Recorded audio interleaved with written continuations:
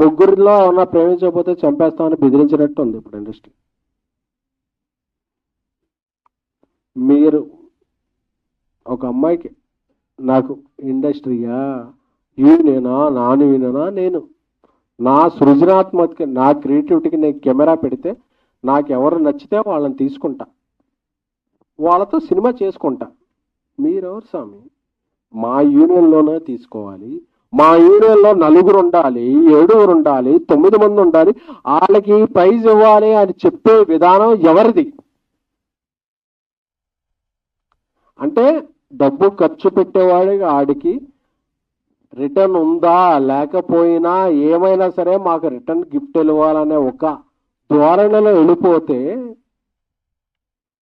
కొంతమంది పెద్దలు ఉన్నారు మీ మీద ఎన్నో పోలీస్ కేసులు ఉంటాయి, కోర్టు కేసులు ఉంటాయి, వాటి నుండి తప్పించుకుంటాకి మీరు ఈ శ్రామికుల్ని కార్మికుల్ని వాడుకుంటున్నారు, రెచ్చగొడుతున్నారు అనేది మా అభిప్రాయం.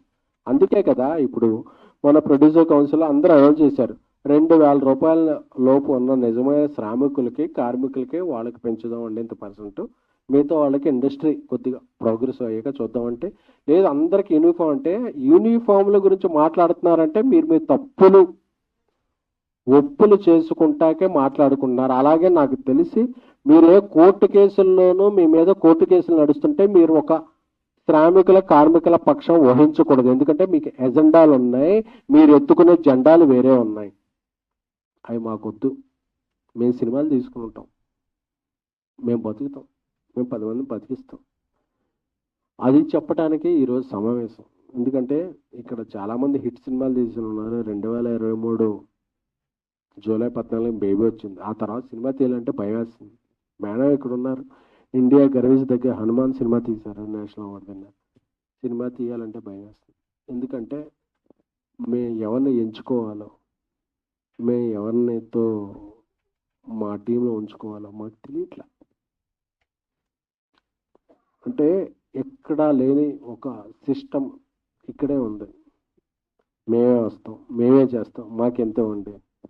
సరే మీరు బతకండి, మేము బతకాలి కదా. మేము ఎలా బతకాలి అని అడుగుతుంటే దీనికి ఎవరు రెస్పాన్సిబిలిటీ లేదు, రెస్పాన్స్ లేదు. సో అందుకే, ఎందుకంటే సినిమా నిర్మాత అంటే హిజ్ ఎ క్యాష్ బ్యాగ్ అనే ఒక అర్థం ముందుకెళ్తుంది. అందుకనే మేము క్యాష్ బ్యాగ్స్ కాదు, మేము కూడా అప్పులు తెచ్చుకుని వడ్డీలకు తెచ్చుకొని చాలా కష్టపడి సినిమాలు తీస్తున్నాం తప్ప మా ఎవ్వరికి కూడా cinema is a not a comfort అని చెప్పడానికి ఈ మీటింగ్ పెట్టాం.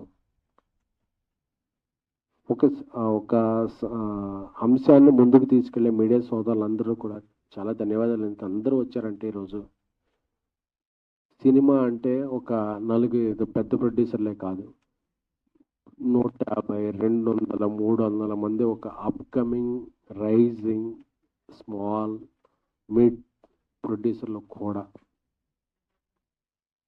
సో ఒక సినిమా ఒక సృజనాత్మక కళ ముందుకెళ్ళాలి, ఒక దర్శకుడి కళ ముందుకెళ్ళాలంటే ఒక నిర్మాత తన జేబులోంచి అప్పో సప్పో ఏదో చేసి డబ్బులు పెట్టాలి. ఆ డబ్బులు పెట్టే నిర్మాత చాలా చాలా చాలా ఇబ్బందుల్లో ఉన్నాడు.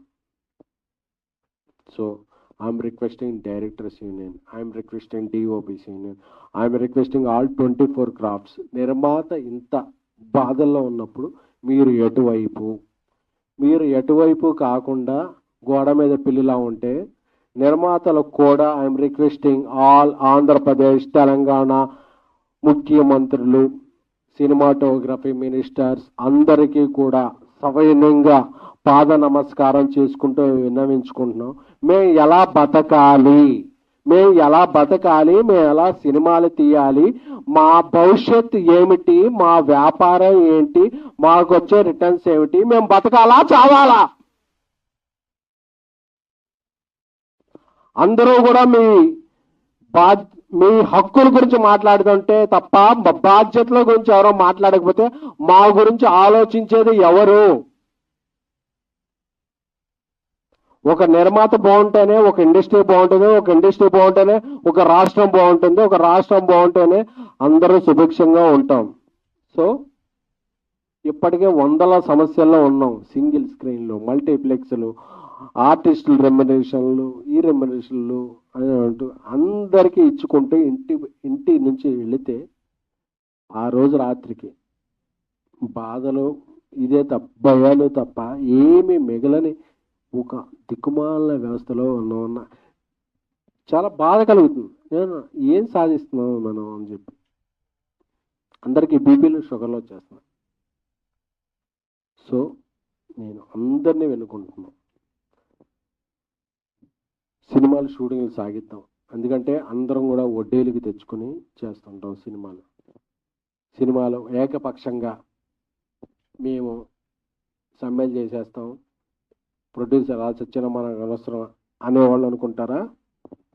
మాకు నచ్చిన వాళ్ళు మేము ఇచ్చే రెమ్యునరేషన్ వచ్చిన వాళ్ళతో మేము సినిమాలు చేసుకుంటాం. లేదు యూనియన్ ఒకటే చెప్తున్నాను, మేము మీకు ఇచ్చేది చందా అని మేము అనుకోకూడదు, మీరు చేసే దందా అని మేము అనుకోకూడదు. అప్పుడే ఇండస్ట్రీ బతుకుద్ది. అంతేకాని మాకు కావాల్సిన రెస్పాన్సిబిలిటీస్ మీరు ఇచ్చేయండి అంటే నేను అడుగుతున్నాను, మీ ఇండస్ట్రీ మీరు ఎవరెవరు డిమాండ్ చేస్తున్న వాళ్ళలో అందరం మేము కూడా మీరు 30 కాదు 40 కాదు 50 కాదు మేము ఇచ్చేస్తాం, మా నాన్ థియేటర్ కలిసి. అలాగే మేము వచ్చే థియేటర్స్కి మీరు రెస్పాన్సిబిలిటీ తీసుకుంటారా? ఎవడైనా రెస్పాన్సిబిలిటీ తీసుకునే వాళ్ళు ఉంటే మాత్రమే హక్కుల గురించి మాట్లాడండి. హక్కుల గురించి మాట్లాడేటప్పుడు ఆ హక్కులతో పాటు బాధ్యతలు కూడా ఉంటాయనేది గుర్తుపెట్టుకోండి. బాధ్యతలు లేవు, మేము హక్కుల గురించి మాట్లాడుతూ ఉంటారా?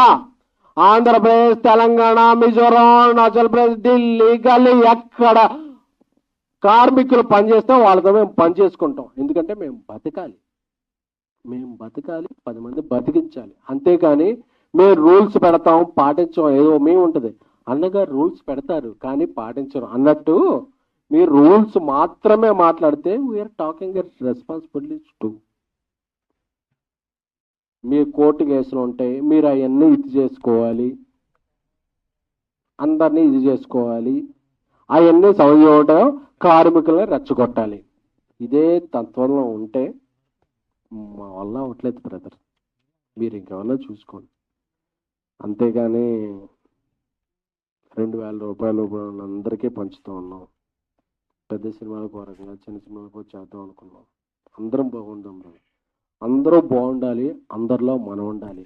అంతేకాని మేమే బాగుండాలి మిగతా వాళ్ళు మట్టి కొట్టుకుపోవాలి అంటాం ఎంతవరకు సబబు అనేది సంయమనంగా ప్రశ్నిస్తూ అర్థిస్తూ మీ అందరికీ